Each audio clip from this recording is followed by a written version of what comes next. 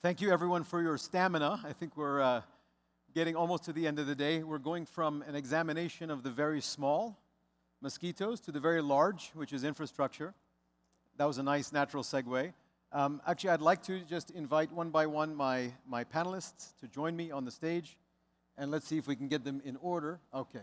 So we'll start with Susie Ali Hassan.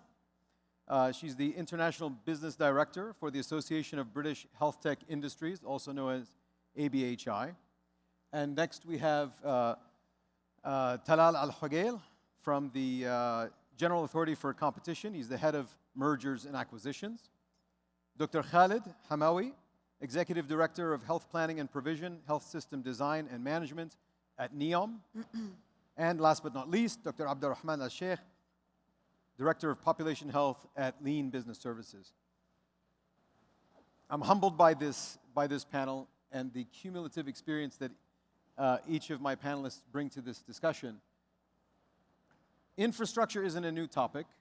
One might yawn if you get to a conference and there's a discussion about public-private partnerships with respect to infrastructure. It's probably a well-trodden topic of conversation.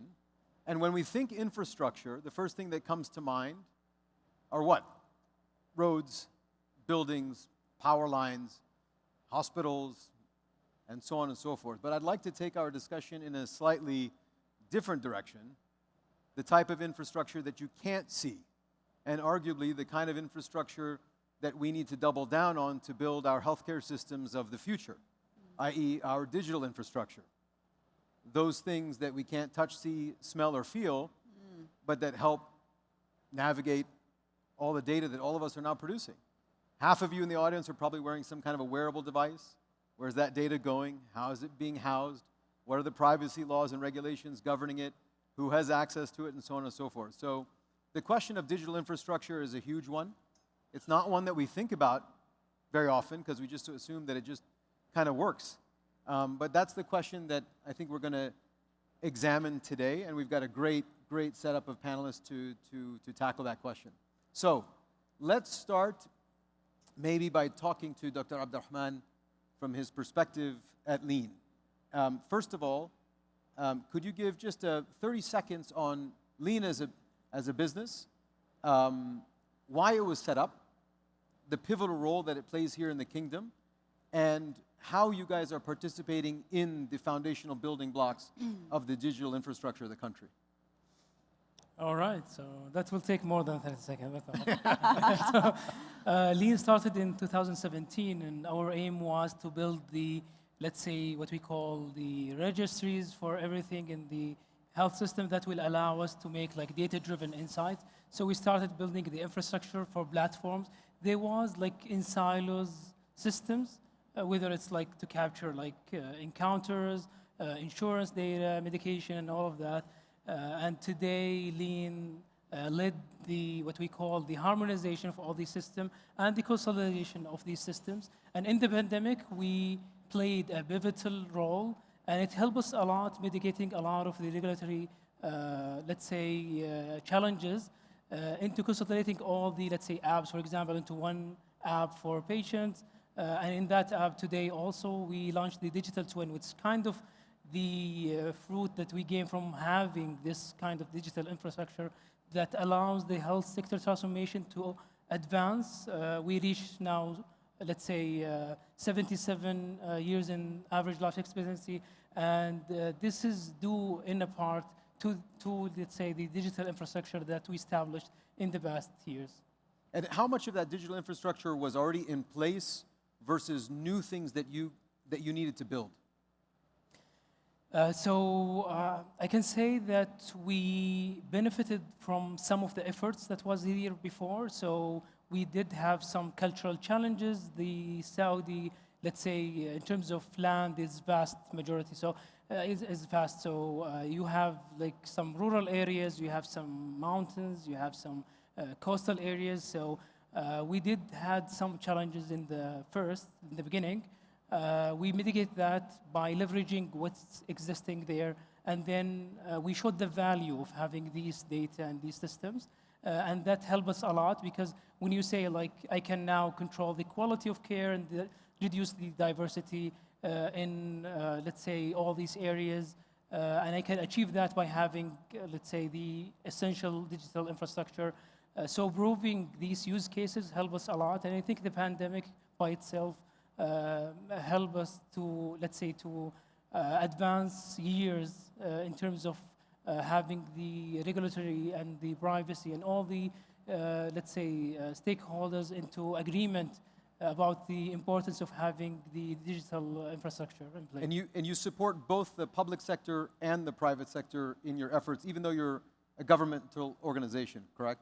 Yes, sure. I mean, our systems, they're vast. We even have a system that's covering the Gulf CDC. So we're not only in the, let's say, the Saudi market. So our systems, what we call universal systems. For example, the vaccine system that we run or operate, it has all the data from governmental, other governmental, private, and even foreigners who, or expats who have different, let's say, Iqama number. They were able to retrieve all the information available. And now we're working on Hajj also with the WHO to have the same experience. So we're not only, let's say, focusing about the different sector here in Saudi, we're also going to expand into neighboring countries and hopefully other similar characteristic companies.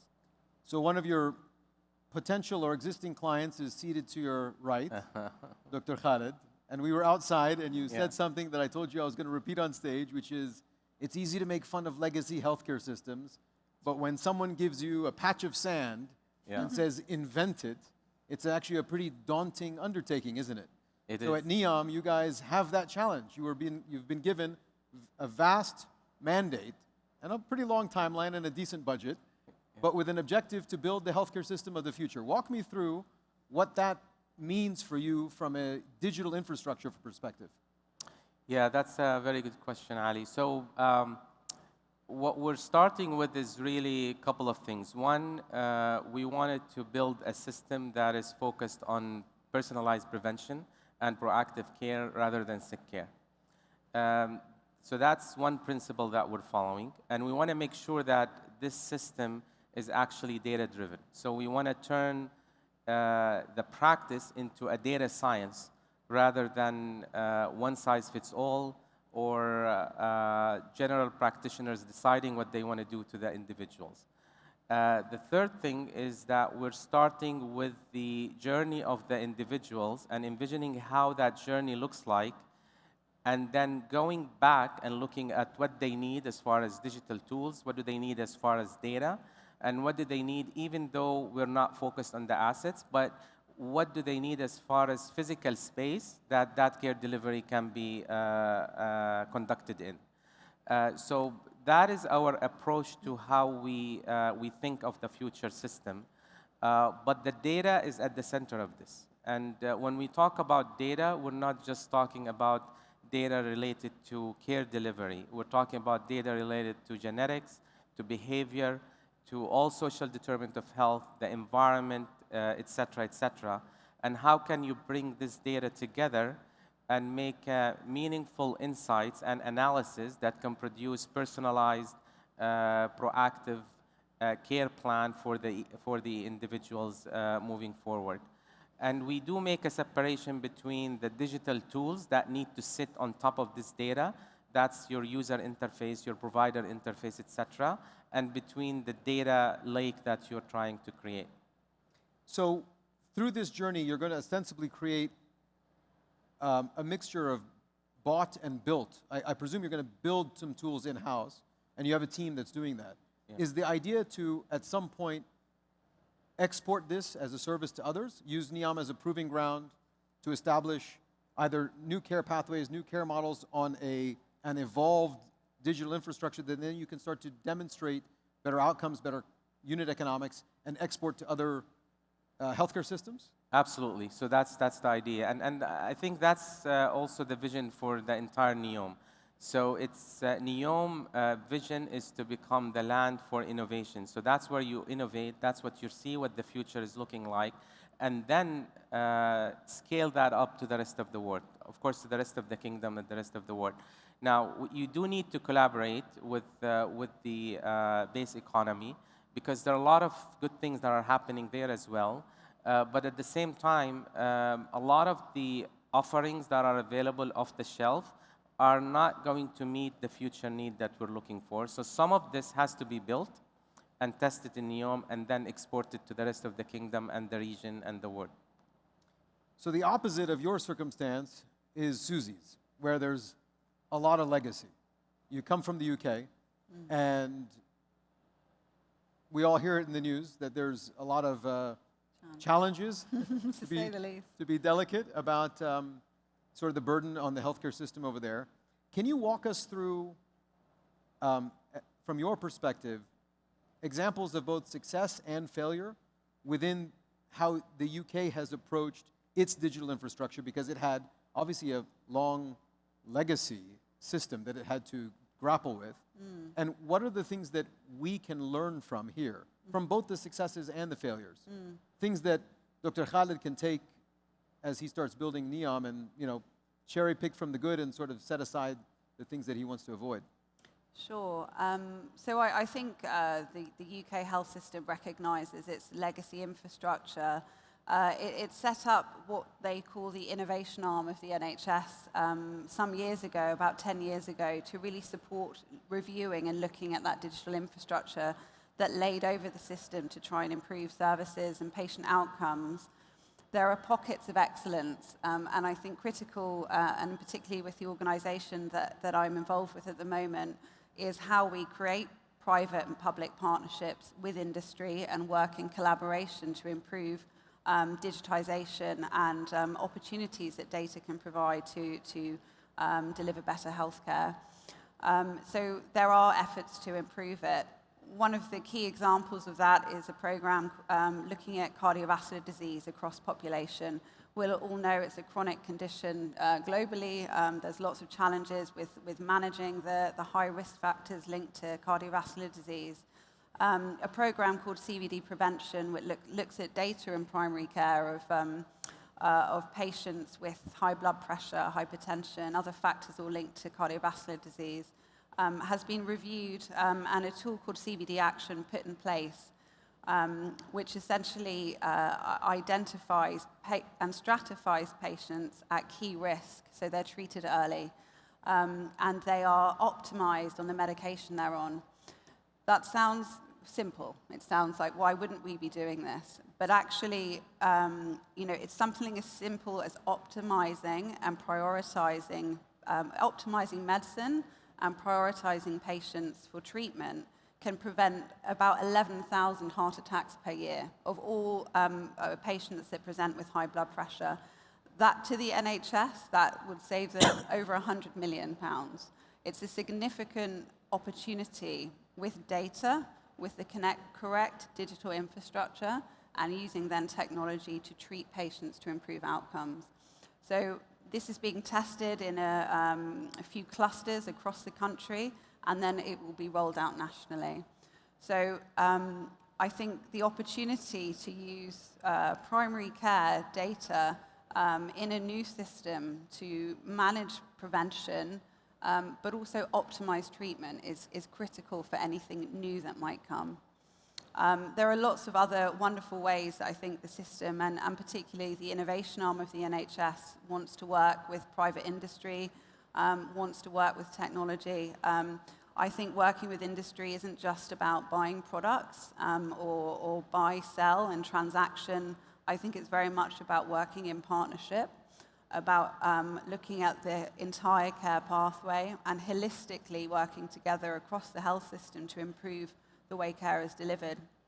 The NHS certainly can't do it alone, and industry can't do it without an engaged health system. So to me, that's a critical point around public-private partnerships.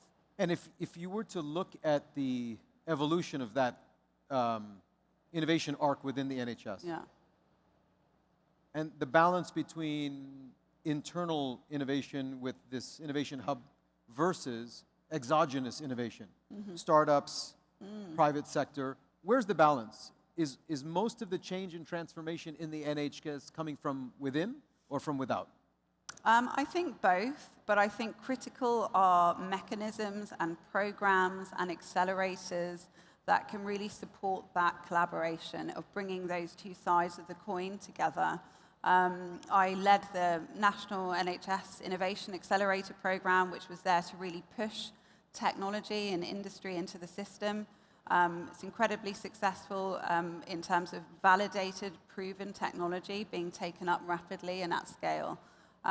Those things are so helpful, particularly for smaller companies, to allow them an opportunity to demonstrate their value. It's a huge monster from the outside. Yeah. So I think anything that can support industry understand how to access is key. And that's what we're here to do, I guess, from an international standpoint, is trying to demonstrate and represent UK industry to other countries, to other health systems, and how they might be able to improve services and care provision locally. Yeah, I mean, having now myself been an entrepreneur for 12 years or so, I've long told my peers in the US and elsewhere that, a little counterintuitively for them back then, but more so now, this part of the world is a great place to innovate and have impact and do it at a velocity that you just don't see elsewhere. Part of your job at ABHI is to help UK-based companies find opportunity in other markets. What does that look like in Saudi? So at the moment, we're growing out a program of support for UK businesses entering the Saudi market. So we'll be launching it actually next year to start from April, where we will be selecting a group of excellent UK companies to come out and meet key leaders from the Saudi health system and really be introduced to market. We've done it in other places before, and we're really committed to working closely with all of the organizations on this panel and the hospital systems and clusters here to attempt to build a program of support to help with adoption and market access ultimately. So that's a good segue to the role that Talal and his organization play, because I think it's probably not commonly known for people who are outside, and if there are any companies or startups in the audience that want to enter the Saudi market, look up Talal after the session and get his email address. My understanding is that if you're a foreign company and you want to enter the Saudi market, to build in NEOM or to partner with Lean, you've actually got to come to the General Authority for Competition first and present whether it's a joint venture or an acquisition. Can you walk me through the process and the role that you guys play within the sort of M&A landscape? Okay. The most important thing for any company want to enter Saudi market through economic concentration, which include merger and acquisition or create a joint venture. They have to apply for economic concentration at General Authority for Competition. The reason behind that is to have a variety of competitors in the market and keep the competition alive between the competitors. Let's assume today two big hospitals want to merge. That's gonna might lead to increased price and lower quality or limited consumer option. For that reason, General Authority for Competition, they study any economic concentration. For example, create a joint venture between two players or acquisition or merger.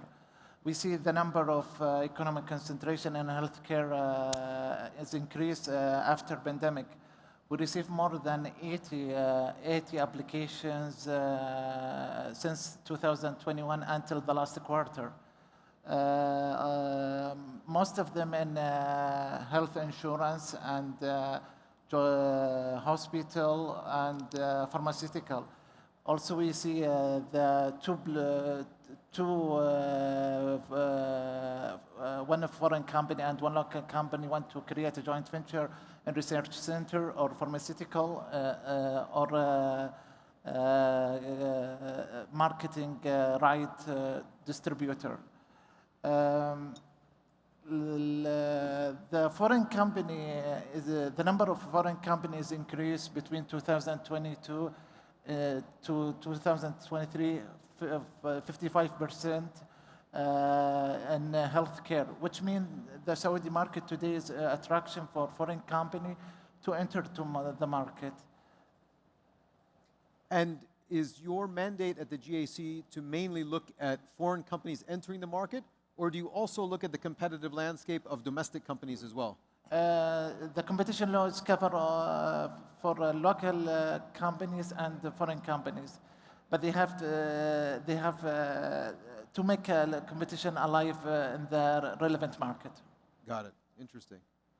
Dr. Khalid, if there was a startup in the audience that wanted to get in, so to speak, at the ground floor level of NEOM, what would that process look like in terms of, are there funding mechanisms, incubator mechanisms? How does the public sector, and NEOM being a manifestation of it, support the partnership models between you as a fairly large organization and small companies, small entrepreneurs that might be able to tackle specific problems that you guys are facing? Yeah, so there is a process within NEOM. I mean, certainly NEOM encourage startups and encourage innovation at large. So there is a NEOM investment fund, which is an office that has a fund dedicated for investment in startups and newer innovation. They're usually the starting point of contact when it comes to potentially investment opportunities for NEOM. Additionally, there are venture studios where startups can come and present what they have, and the receiving end, whether it's the health and well-being sector or other sectors, can look into the potential how you can take that innovation and move it to the next level. What I find so interesting about actually the combination of both what you're doing at NEOM and Dr. Abdurrahman, what you're doing at Lean is, if we now, because we're getting close to the end of time, take it back to the original view of infrastructure as roads and highways, that you guys are kind of building the digital roads and highways for everyone else to drive on, and leapfrogging over, the cobblestone roads and the I was just talking about Montreal roads with somebody in the hall earlier. We don't have that legacy. Yeah. We can create the pristine, perfect road system. How much of the way that you guys are building your platform today is actually intended to allow people to tap in to data flows? In other words, a lot of healthcare of the future is going to be based on the algorithms that very smart startups are building today. Those algorithmic approaches to predictive health, population health, are going to require high-fidelity data sets on mass scale. And you guys are building that. Is that part of the calculus today, to build data sets and infrastructure that will allow others to tap in order to train models to deliver outcomes to the population? Exactly right. So the first step that we're doing is kind of creating that data infrastructure. Again, not just around the healthcare, but everything that is related to healthcare, and allow the analytics that sits on top of this and be able to accommodate others' algorithm, AI systems, and so on, to tap in that data lake and ultimately present either a solution that can interface with the user, or an insight and analytics that can be used for care and wellness and well-being. And from a regulatory perspective, how is the flow and access of that data regulated? So we do have so there is an internal NEOM data governance process that is in place. So we follow that process, and we also abide by the overarching KSA data governance framework. So that is in place, and eventually down the line is, again, as we mentioned earlier, away from the panel discussion, there will be a regulatory framework for NEOM itself that is going to govern this. But until that moment, you're basically doing the data governance process within that is in alignment with the base economy and KSA at large data governance framework. Got it. And Dr. Abdurrahman, from a lean perspective, I know I'd asked you earlier about whether you build, actually, sorry, I'd asked Dr. Khalid about building in-house versus partnering. I wanted to ask you actually the same question. Are there partnerships that you've built with outside companies, whether they be local Saudi startups or international companies, to help build tooling, or is it mostly built in-house? So most of the tools that we have currently, they're built in-house.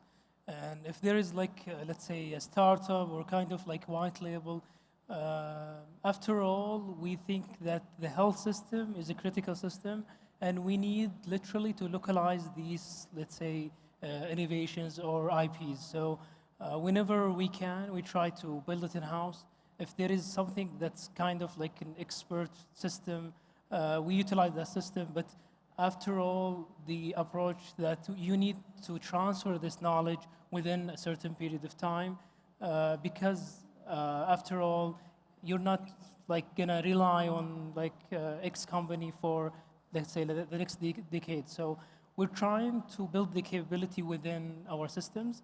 I know now, let's say, all the major systems in the ecosystem that's currently in use, whether it's organizational, patient, or beneficiary, and also practitioner, they're all built in-house. So, and that's really the like essence of why Lean was built in the first place, to localize these technologies and to make it sustainable. And maybe this is one of the objectives that we're trying to do, is to make these technologies adaptable to the changes that we see. We know now LLMs and AI and all these technologies that are coming. So literally, we are now building these technologies. We're partnering up with, let's say, leading companies. And after all, we need to build this technology within house to comply with the regulations and also to have it sustainable. I think that's a great place for us to close. We have a couple minutes left, which I will give you guys back, which I'm sure you won't complain about, given the time of day. But just sort of to summarize, look, I think this is super exciting. We're living in an age where all of us are producing tons and tons of data. And soon, all of us will have the power and the ability to use that data to navigate our own daily decisions in the pursuit of better health outcomes. The infrastructure that the team up here are building are foundational to that. And we need to start thinking about designing our systems of the future today from a digital infrastructure perspective. So thank you so much, all of you, for your insights. And I'd like to follow up again on a yearly basis and see how things are progressing. Great. Thank you so much. Thank you. Thank you. Appreciate it. Thank you.